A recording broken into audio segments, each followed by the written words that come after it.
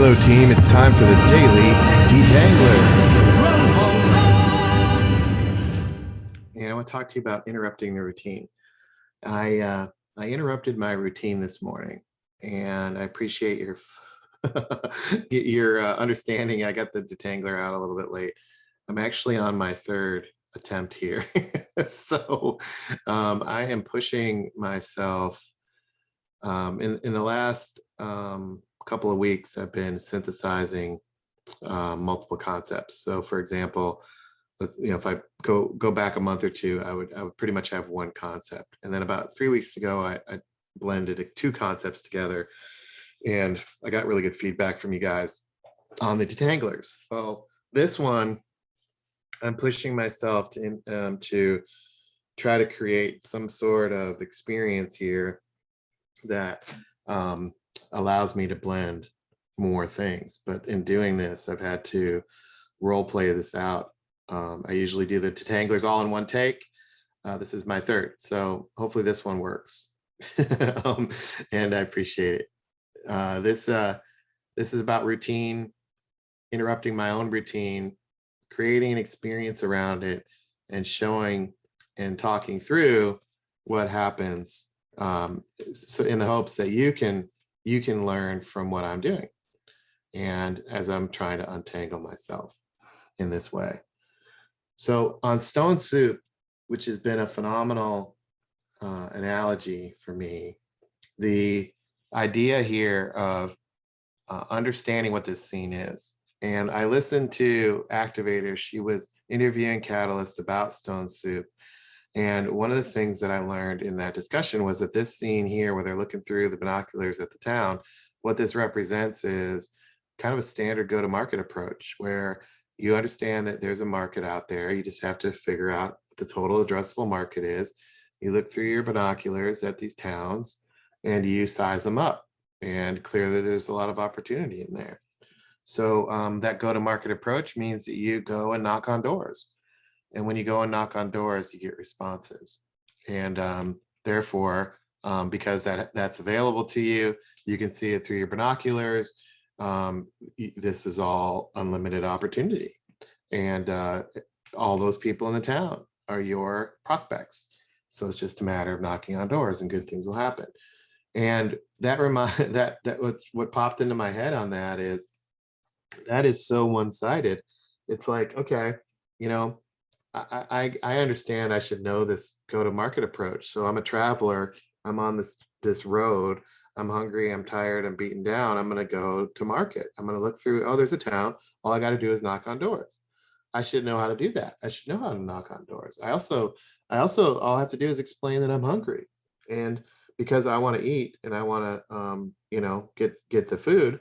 All I got to do is explain why my case is so important and why they need to help me, and then they will.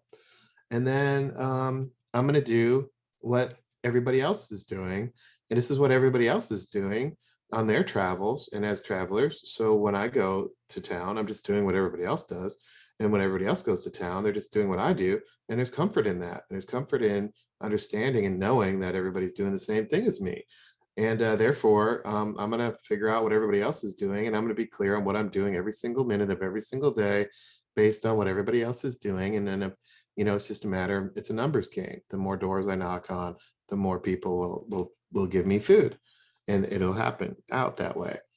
And when Catalyst was kind of painting this picture of going to market and what the town represented and what these doors represented, I built this slide from that discussion. It's like, what do these doors represent? They represent the routine, and the routine of, look, what you need to do is you need to prioritize. You need to prioritize, and it's just a matter of prioritization. And the better you prioritize the doors, the better off you'll be. And then, if you figure out what you're going to contribute and how to message that and work on that, and push yourself to contribute, you'll get behind those doors, or get beyond those doors. And then also, create the content you need and create the scripts, create the message. If you just do that, you'll get on the other side of the doors. And then if that's not working, it must be you're broken. So you got to perform better. And the more you perform better, the more doors you're going to open.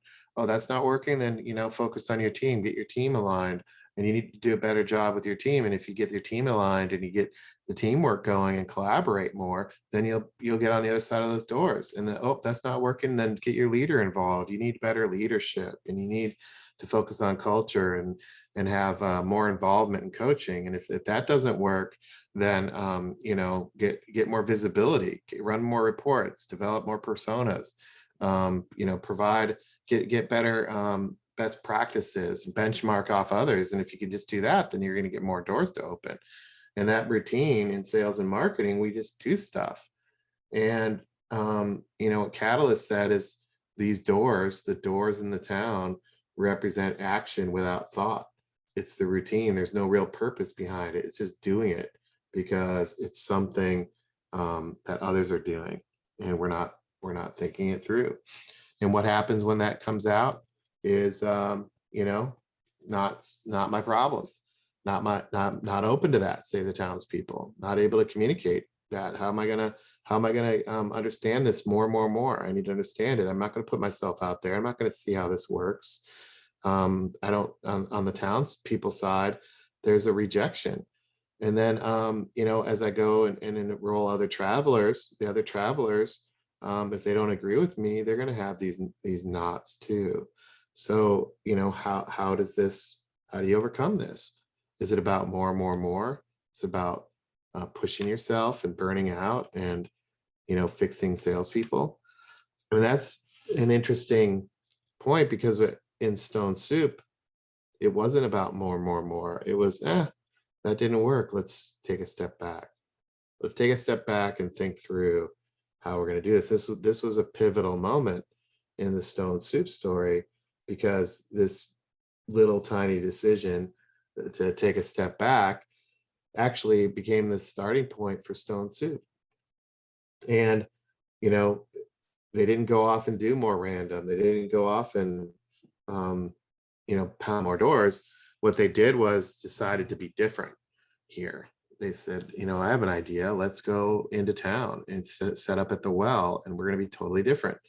And we're going to be committed to that. And we're going to bang the drum of, creating soup together. And because they're different and because they were confident, they attracted people that perhaps they knocked on the door earlier with their go-to-market approach. And here's all this stuff you should know, to inviting them into an experience. And that's a lot about change and how change happens today, because it's not about more and more volume. It's not about, feeding the elephant and all that momentum of the elephant. It's about, planting the seeds and the peanuts to drive the change over time, and eventually becoming a cheetah, and the elephant morphing into something that's agile and adaptive and much more, fast. It's just faster. And that pivot that happens there, it's like water turning into ice. How does the elephant turn into a cheetah? Where does it start? If it starts with this taking a step back and recognizing that what's working isn't going to get us there, and what we thought we knew just ain't so. If it starts there, how does it unfold, and how do we get to cheetah?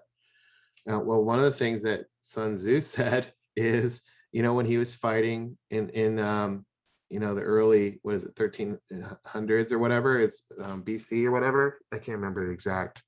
I'll get Catalyst history on that, but 600. I can't remember. I looked it up, but I forgot because been focused on other stuff. But anyway, he said the strategy without tactics is the slowest route to victory.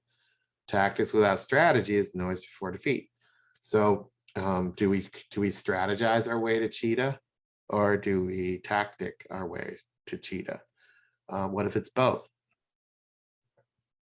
Strategy is about setting yourself apart. It's not a matter of being better at what you do. It's a matter of being different at what you do. Michael Porter. So is Stone Soup about strategy, or is it about tactics? Is the moment in time where they sat back as travelers and weary travelers and thought about something different, is that a strategic shift that lets them become more adaptive to the environment around them. And then what did they do tactically to involve others in stone soup? And how different is that than go-to-market approaches? Without strategy, execution is aimless, and without execution, strategy is useless. So without strategy to get to cheetah, and without the tactics to get to cheetah, how do you get to become a cheetah? How do you move your elephant and transform the elephant into something different? How do you, it's like the water into ice analogy. Where does that shift actually happen and that transition happen? And so does that require strategy and tactics, or both, or one or the other? Is it about the environment and the people in it? Yes. Is it about the tactics and the strategy? Yes. Is it about the skills and the approach? Yes. It's about a lot of things. So where is that represented in what we do? How does stone soup come together to drive not only awareness and not new knowledge, but create new understanding to drive to a new state and create something different? So one idea is to go with strategy and say, well, it's a shift between go to market and go to customer. Okay, well, here's a go to market strategy on the left. You know, and then here's this idea of blending go to market and go to customer, or shifting go to market to go to customer on the right. Here's this idea on the right of blending strategy and tactics on the right. Is there strategy and tactics on the left? What about individuals on the right and individuals on the left? What about the funding and resourcing of the left versus the right? Are we even able to answer these questions? And the interesting thing about this is, what if the right side is the way to get to cheetah? How would that happen? And how would people embrace it? I think this is a critical moment in the change journey. Sitting back against the tree and reflecting, go to market isn't going to work. What's the alternative? What's the alternative? It's go to customer. Now what? What's the approach? What's the structure? What's the vision? How do we align people to it? How do we blend? And that's the difference between the right and the left. The challenge that I see is the left is way more known. It's just a known thing. It's just way more comfortable. The right is unknown. It's so easy to reject, is not known and ununderstood, and therefore risky. And let's go back to banging that go-to-market drum on the left. It's as simple as it's known versus unknown. And how do we create knowledge? And how do we turn that into understanding?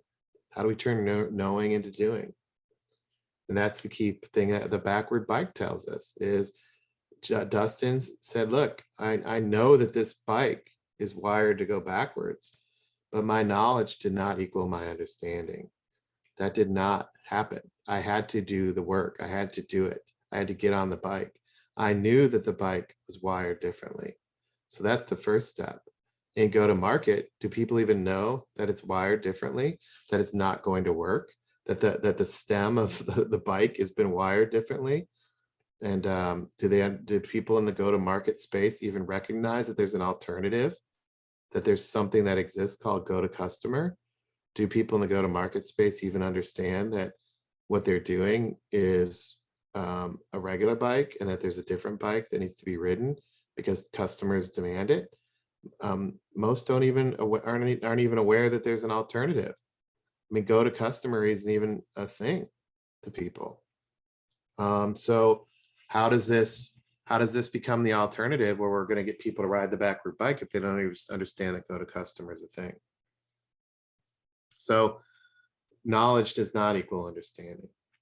So what can we do to make this more clear? And this is what I know Catalyst has been asking, and he's been developing stories and conundrums and, puppy power please, and talking to us about almonds and how almonds were first, full of cyanide, and how humans do cave paintings. I mean, what's going on there, right? How do we embrace this idea that do we know what we need to know in order to differentiate and compete differently? It's not about more, it's about being different. How do we set up our own pot at the well of stone soup called go to customer? Well, one way to do that, and where massive amount of ingredients can come from, I believe, is this circle thingy. I don't even know what it's called, but this conceptor put out an email yesterday and said, "Hey, I'm kind of getting in this. I'm kind of this. This is interesting. Is it like this or that?" And Catalyst replied, "Well, there's a yin and a yang to both."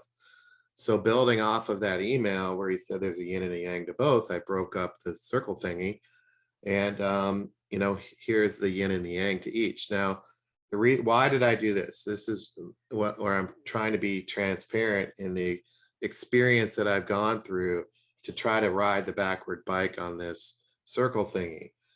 Do I know what these things are, let alone do I understand them? Backward bike would say I need to know it first before I understand it. So let me share what I think I know. And based on that, let's see what happens. So if I break out, here's what I know for sure. This came out of the SES, and it is something that Catalyst is really excited about. And also, he asked me to build detanglers off of this. So there's some traction and momentum around it. I also know that the more I get into this and I try to use it, the more it reveals. So I'm going to learn by doing. I'm going to unpack this thing and see what happens. And then I'm going to, what else do I know? Well, I know I have a daily detangler, and everybody else, that I talk to gets tangled in their own way. Maybe if I try to untangle myself in a daily detangler, that will help people. So one of the things that I've learned to try to detangle myself is to take action and be curious. And so what are these? What are these components? What are these yin and yangs? What can I do about them? How would I interpret these? What do I see? How do I take action? And so when I break these down, what if the model is go to customer, and what if the more models I understand? So the left is, what can I know? What do I need to know more about? And then what do I need to understand is go to customer. So do I know all the models we have for go to customer? Right? Like, have I put eyes on them, and do I know them? Do I understand go to customer? This is an interesting one.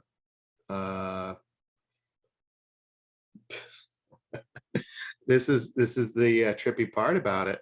Our team is the world's foremost expert on go to customer. But do I understand go to customer to the extent that Catalyst does? No. But am I engaging, and am I working in my detangler role to understand it from a detangler perspective? Same thing with order. Order on the left, do I know what the order is? Do I know how to bring order? Do I know that VUCA exists and there's a way to structure and provide order to VUCA? And then what does that help me? What do I need to understand? Well, I probably need to understand, in my view, my perspective, how to prioritize my time based on the order. So that's a strategy and a tactics lens. This is my interpretation, and therefore maybe some C slides I can build on how people are prioritizing now, go to market versus prioritizing and go to customer. And maybe that's too far down the road, but in scale. But maybe this is a helpful discussion to think through the shift between go to market and go to customer, and what this wheel circle thingy helps me think about. Concept and concrete. I like the yin and yang of that. Right? But do I know what the concepts are? And do I know what it means to be concrete? No. Right? So how do I be more curious there? Well, one of the things is what I assume is the more I understand the concepts, or know about the concepts, and know about what it means to make something concrete, the more I'll understand how to innovate and contribute. So the more I know, so what concepts do I need to know? What what is concrete? What does it mean to be concrete? If I can embrace that and work that through, I might be able to become more innovative and contribute differently. Strategy and tactics, goals and objectives. Do I know what our goals are? Do I know what our objectives are? Change happens every day. Am I in tune with how our goals and objectives change? Are goals more long term and objectives more short term? What is this daily stuff that happens in change? Do I know what that is? Do I know how to adjust? And one of the things here that's really important, I think, is this idea of getting visibility. So let me change this to visibility, actually. I'm going to change this real quick. Visibility. There we go. Boom. So what I'm thinking is like, if I unpack this in my mind, it's like, okay, do I know what our goals are and what our objectives are? And then do I understand how to provide visibility to others around what I'm doing? And do I understand what performing on the team really means? So that this is an example of me internalizing using the circle thingy to think through my detangler role. And then planning and activity is the last one. If I take the yin and the yang of that, that makes a lot of sense. Gotta have plan, that informs your activity. That's great. And in my role as a team member, am I leading in my detangler role? What does it mean to lead in my detangler role? Do I have a plan for being a detangler? And am I teaming? Am I driving the right actions and activities to create value? And so, there's a lot I can figure out there. And have I done what the travelers did and sat back against the tree and built these out? Have I thought these through? So when I put that all together and put it back, I have now a way in which to start plugging in to go to customer. And one of the things that is very backward bike about this is when you look at these words individually on their own, there's a go-to-market equivalent for each. However, by using the yin and the yang view of this and thinking through the fact that we're transforming from elephants to cheetahs and how change happens over time, and also on a daily basis, one decision at a time, this circle thingy reveals itself. So in the story of Stone Soup, I can see now how vision becomes this idea of, hey, let's innovate, let's go to customer. Just in and of itself, that's a massive shift to how people go to market. And I think I lose sight of that sometimes, how big that shift is. On the structure side, this idea of visibility is radically different in what we're doing. What we want to provide visibility into are quick wins and progress and momentum. In that, what the go-to-market space visibility is 10,000 data points on the same thing. So how do we develop and provide visibility into what we're doing? And lead. Do I have a way to lead in a scoped way in my role, and leading my role to be an expert in my role? And then from a Stone Soup perspective, this operationalizing the experience, and the experience is we're going to be the best Stone Soup ever. Come bring what you got and put it in the pot. From an operate perspective, am I prioritizing that experience? Am I prioritizing plugging into that experience? And am I contributing to the ingredients to the soup? That's going to help me provide order because I'm prioritizing, and the concrete ingredients to the soup. And then from a strategy perspective, from an individual perspective, this idea of teaming, the activities of teaming, and the idea of performing. Am I performing what I need to be, performing well in my role to help the team achieve its objectives? So these are critical visuals that help me with my own compass. It's like a compass, a go to customer compass that helps me orchestrate and connect the dots and work through the among level of this. And when that happens, you know, I can provide my ingredients to the soup. I can be more visible. I can lead in my role. I can contribute. I can prioritize. I can perform, team, innovate, and I can focus on going to customer. I can anchor to this, the anchor point, this compass.